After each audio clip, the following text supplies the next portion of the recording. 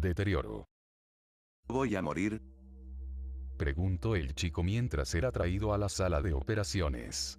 Era una pregunta que había escuchado 1000 veces antes, pero que responderla honestamente seguía siendo igual de difícil aún luego de años en el hospital. Claro que no, vamos a curarte. Mentí. Había sido aplastado en un horrible accidente automovilístico, y pese a que haríamos todo nuestro esfuerzo en salvar su vida, la esperanza es un recurso limitado. El hecho que permaneciera consciente pese a la pérdida masiva de sangre era ya lo suficientemente extraño, pero con 10 años en este trabajo ya nada me sorprende. El anestesiólogo rápidamente lo puso a dormir mientras nos preparábamos para la cirugía. Damien sería el cirujano, un especialista en casos de politraumas, yo asistiría.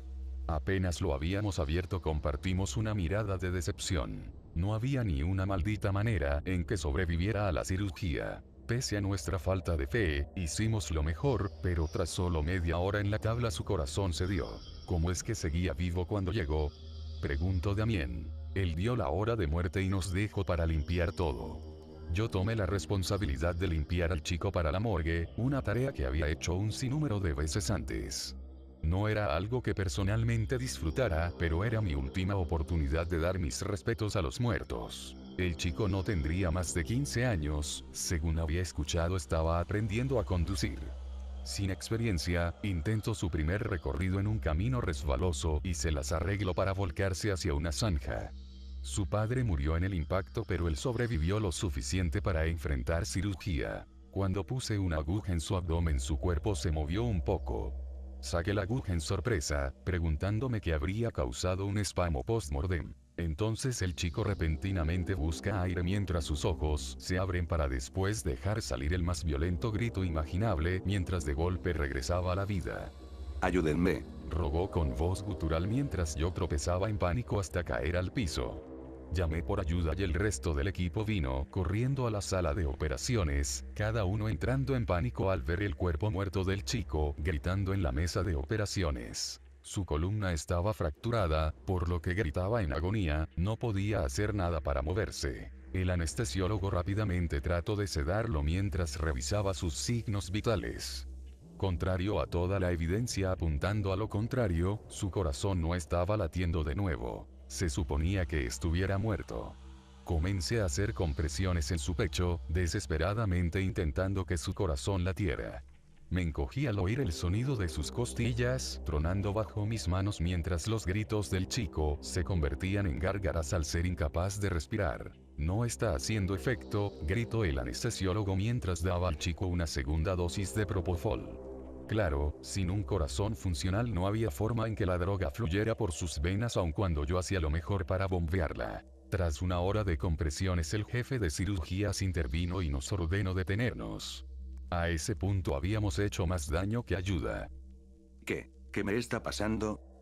Tartamudeó el chico, aún consciente. Ninguno de nosotros respondió, no podíamos encontrar palabras para describir la horrible vista ante nosotros. La mayoría del equipo tuvo que irse debido a esta visión. Habíamos enfrentado muchas dificultades en nuestra carrera pero nada cerca de esto. ¿Cuál es tu nombre?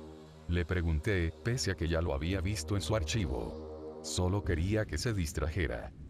Brian Dawson. Tomé un profundo respiro e hice lo mejor para mantener mi compostura. Estuviste en un accidente, Brian, le dije. Sus ojos se movieron frenéticamente por la habitación mientras se percataba de dónde estaba, intentó alzar su cuello pero debido a su columna rota estaba completamente paralizado.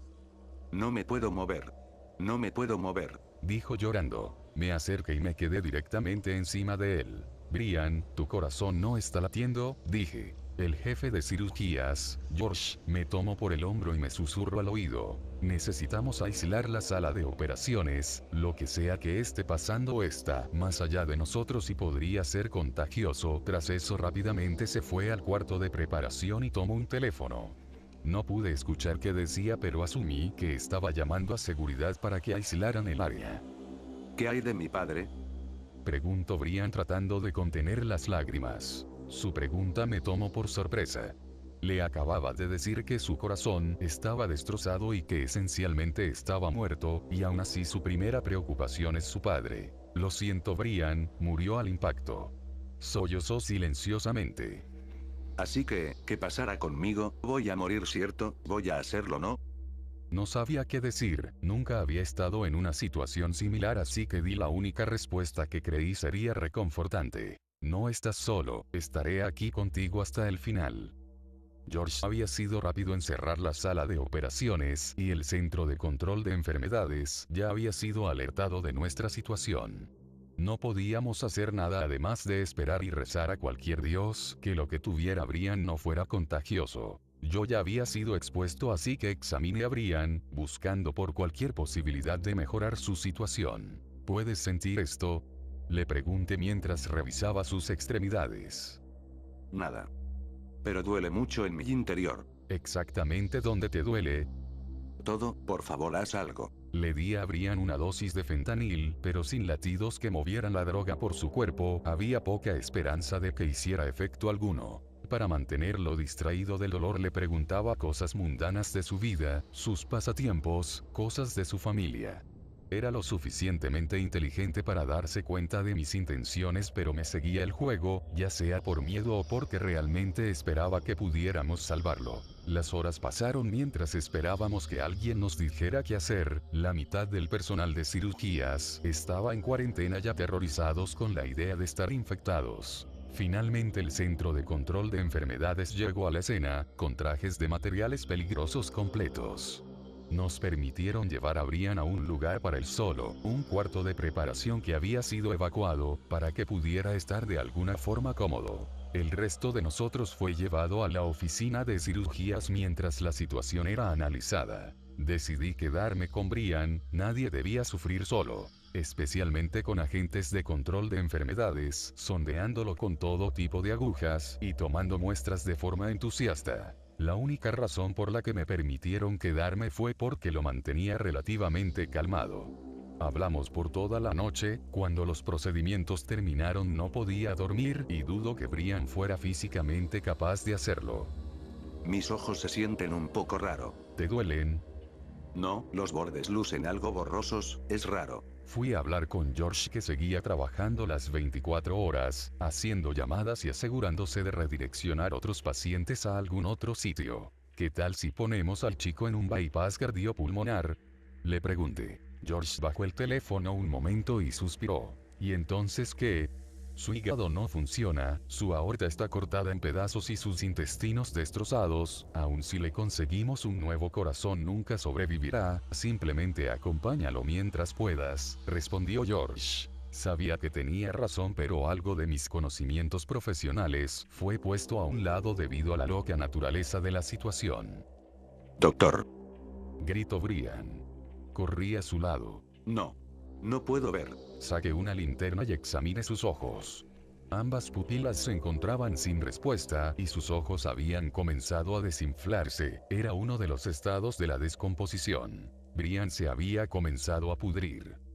Por favor, tengo mucho miedo. Brian era un chico valiente, pero comenzó a perder la compostura igual que todos en la sala. Seguí hablando con él, pero la inevitable verdad es que si seguía descomponiéndose pronto perdería todos sus sentidos. Todo eso mientras estaba consciente para experimentarlo. Tan horrible como suena, rogaba que por fin pudiera descansar. Seguimos hablando. Le pregunté si había alguien a quien quisiera llamar, aunque ya lo sabía por los otros. La madre de Brian había muerto, dando a luz, y su padre había estado con él en el accidente. Mientras hablábamos, la voz de Brian seguía haciéndose más fuerte, como si le costara escuchar. ¿Me puedes escuchar correctamente? ¿Qué dijiste? Brian estaba prácticamente gritando. Su oído se deterioró en minutos, pasando de dañado a sordera antes de que pudiera ayudar en algo. Estando sordo y ciego ya no había forma de comunicarnos. Sin importar cuando intentara, no podía confortar al chico muriendo, y el centro de control de enfermedades rápidamente decidió que mi presencia era ahora innecesaria. Brian siguió gritando en terror y agonía luego que me fui. Cada segundo que pasaba su cuerpo comenzaba a digerirse a sí mismo, y no había nada que pudiéramos hacer para alejar el dolor. Por la mañana sus gritos habían cesado. Irrumpí en la habitación para disgusto de los agentes. Brian estaba sujetado a cientos de cables monitoreando su corazón, cerebro, músculos y signos vitales. Por supuesto su corazón no mostraba actividad y el deterioro había progresado al punto de detener todos sus músculos. Había quedado en silencio, pero no porque el dolor hubiera desaparecido, sino porque era incapaz de seguir gritando. La única parte aún funcional de su cuerpo era su cerebro. ¿Qué carajos pasó?, pregunté. Sáquenlo de aquí, demandó uno de los hombres. El otro hombre obedeció, pero salió conmigo para explicarme la situación. No tienes que preocuparte de que sea contagioso, levantaremos la cuarentena pronto. Lucía extrañamente sombrío al decir esas palabras. ¿Qué hay sobre Brian? ¿Qué pasará con él? Sigue consciente, pero no tiene funciones respiratorias. Así que no hay forma de comunicarnos. El cerebro seguía vivo. Ciego, sordo y mudo, tenía que sufrir en soledad, incapaz de morir. ¿Cuánto más debe sufrir? Sabremos más cuando lo llevemos a nuestras instalaciones especializadas. El jefe de control de enfermedades hizo callar a su colega antes de que me pudiera decir algo más. Se fueron con Brian, cubriéndolo en una cápsula hermética, así nadie más vería los horrores que acababan de ocurrir en la sala de cirugías. Tan pronto como la cuarentena fue levantada, me fui a casa y escribí mi carta de renuncia. Tenía un contacto bien posicionado en control de enfermedades, pero cuando traté de conseguir más información, me dijo que nunca se presentó un caso parecido con ellos y que no habían recibido a nadie llamado Brian Dawson en sus instalaciones. Cerca de un mes después, un abogado acompañado de un doctor llegaron a mi puerta junto a un montón de documentos. Todo sobre la confidencialidad doctor-paciente. El abogado lucía cansado, exhausto, como si hubiera hecho ya demasiados viajes antes de este.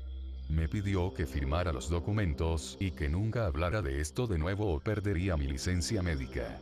No es que me importara, no pensaba seguir en ese trabajo jamás. El doctor me dio una inyección y me dijo que la enfermedad de Brian no era desconocida para ellos y que era extremadamente contagiosa, pero únicamente al momento de la muerte. Me explicó que la mitad de la población está infectada con una enfermedad que mantiene el cerebro consciente por horas o incluso días luego de la muerte. El caso de Brian era especial en el sentido que él había retenido algunas funciones motoras y había sido capaz de hablar con nosotros. La inyección no era una cura, solo evitaba que siguiéramos esparciendo la enfermedad, pero cuando muriera, sufriría un destino similar al de Brian. Solo espero que alguien esté conmigo cuando pase.